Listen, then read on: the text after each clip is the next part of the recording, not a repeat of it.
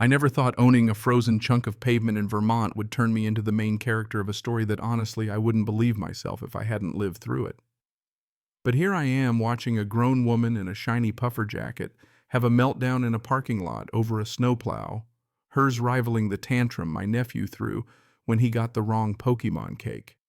My name's Franklin Ellis. 6 months back, my uncle died and left me the weirdest inheritance you can imagine, a half-acre parking lot smack in the middle of Burlington. Not a house, not even a shack. Just a slab of blacktop sandwiched between two buildings with nothing but faded stripes and a metal sign that read, "Private Parking Permit Holders Only." It had been in the family since the 70s. My uncle bought it for future value, his words.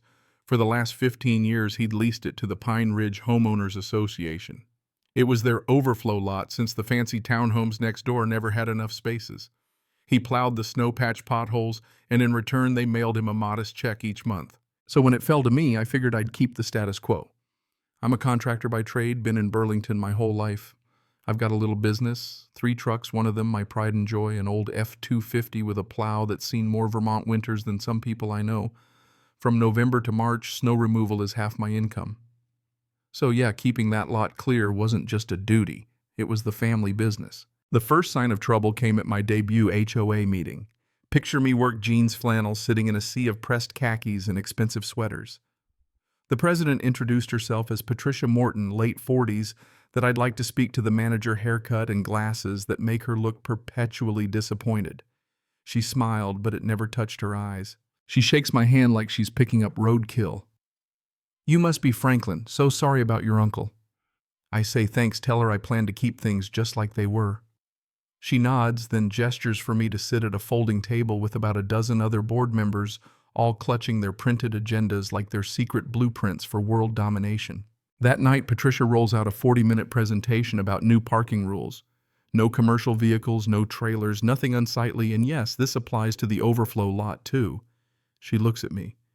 "We can't have our property values diminished by inappropriate vehicles." I ask, trying to keep my voice neutral. "So if I park my plow truck there while I'm clearing snow, is that a problem?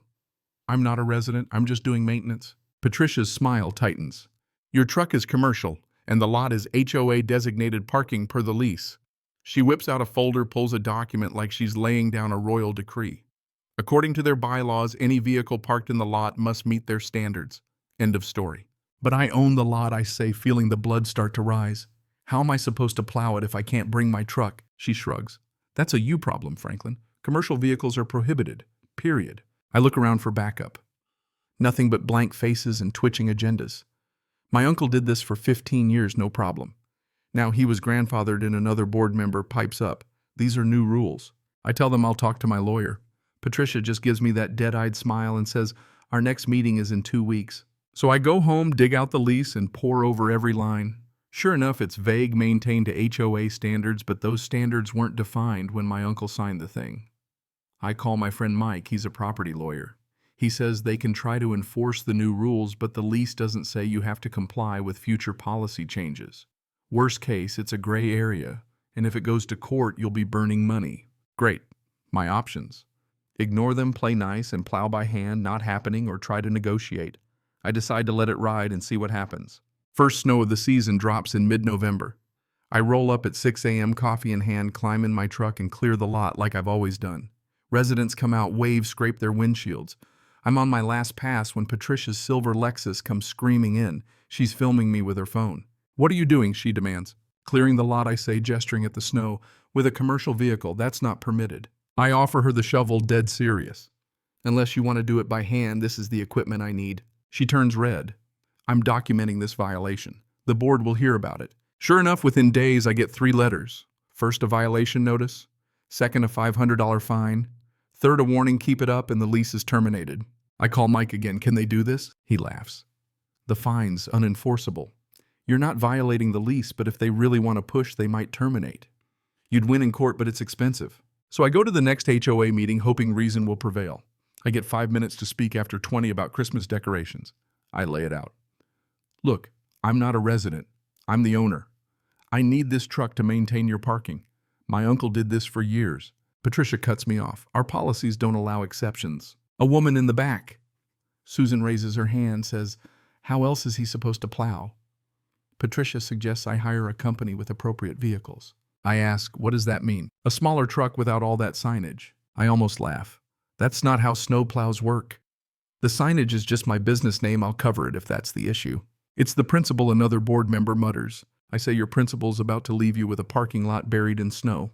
Patricia narrows her eyes. Are you threatening us? I'm stating facts. I can't run a business losing money on every storm. Patricia stone-faced, if you keep violating our policies, we'll take action. And just like that, I'm done trying to be diplomatic. Next storm, I show up and find a brand new chain locked across the entrance. Someone got up at 3 a.m. to do this. I call Patricia. The board voted to restrict access to authorized vehicles, only she says. It's my property. It's HOA parking and your truck isn't permitted. Hire someone who can comply. I hang up, take pictures, and head home. By 9 a.m., my phone blows up with residents demanding the lot be cleared. I tell each one, talk to your HOA president. She locked me out. By lunchtime, Patricia is calling shrill. Clear the lot, residents can't get out. I tried at 5. You blocked me.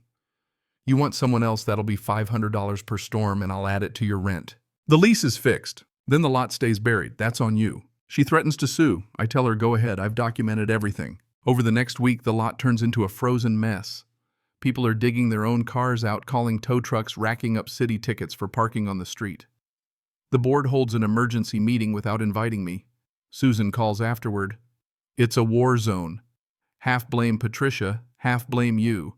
Patricia's convinced them you're holding the lot hostage. I offered to hire someone at cost. She left that out. Of course, this standoff drags through 2 more storms. The lot becomes useless, residents are furious, and a handful stop paying HOA dues in protest. I'm not enjoying any of this, but I'm not getting bullied into losing money either. The lease barely covers costs as it is. Mid-January, I get an official lease termination notice, 30 days, and they're out. Mike reads the letter and says, they're bluffing, but technically they can walk if they give notice. But so can you. So I wait. Without the lot, they'll be scrambling. Parking in Burlington is a nightmare in winter. Private lots or full street parking is a lottery, and the city loves to ticket. Susan calls to tell me Patricia's found a new lot for $45,000 a year, plus 10 grand down, triple what they paid me. I ask, you guys aware of that? She hasn't told the residents. Most think a new deal's coming. They have no clue. The last day of the lease, I change the locks and post big no parking signs. My phone explodes. Patricia shows up at my door raging. You can't lock us out. We have rights. You had rights. You ended the lease. Now it's private. She demands extra time. I offer 2 weeks for $3,000 a week. She calls it extortion. I call it business. That night, someone slashes my tires. I file a police report. The officer just shakes his head, says that HOA's been calling about parking for weeks. Sounds like a mess. At the next board meeting, chaos erupts. Residents are livid. They want the old lease back. Susan records the shouting, you told us Ellis was the problem, but it's you who locked him out. Patricia blames community standards. People start organizing to kick her off the board. A week later, the alternative parking deal falls through. Nobody wants to lease to a feuding HOA. Residents are desperate, asking to pay me directly. I say no, this needs to be solved at the board level. Richard from one of the end units comes by with a 6-pack.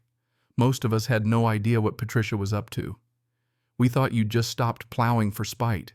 I lay out my terms higher, rent my right to use my equipment, no more interference, plus an apology from the board. Richard sighs. Patricia'll never go for it. Then get a new president. The community finally hits its breaking point. A special election, Patricia is booted. Susan steps up. We negotiate a new lease, my terms, my truck, more money, written apology. When I show up to plow, residents actually wave. No more drama, just the crunch of snow and the hum of the engine. Patricia, though, isn't done. She files a complaint, accuses me of intimidation and extortion. The new board throws it out unanimously. She files an anonymous report with the city, claims I'm running an illegal business. Inspectors come find nothing. I rack up $1,000 in legal bills, but my name's clear. Then graffiti. Red spray paint across the lot. Ellis is a crook and extortionist. I install cameras. A few nights later, the footage catches Patricia pouring motor oil on the lot.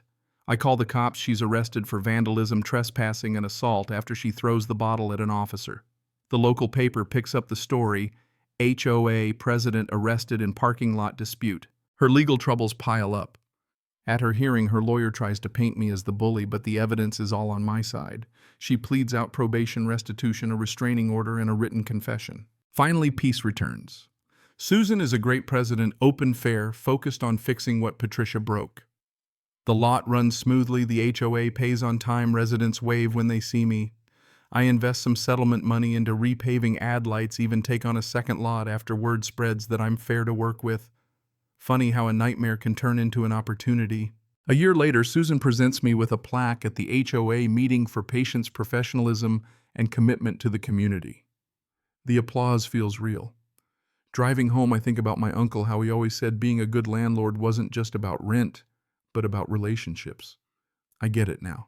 In the end, the lesson wasn't about contracts or snowplows. It was about boundaries, standing up for what's right, and refusing to be bullied by people who crave control more than community. Most folks, given the choice, want to get along. But you can't let the Patricias of the world set the rules for everyone. So was it all worth it? Would you have fought or just walked away?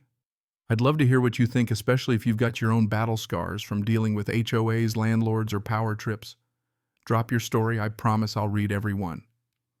Because if there's anything I learned, it's that sometimes the real victory isn't in winning the fight, it's in helping the next person know they're not alone in it. Cảm ơn các bạn đã xem video.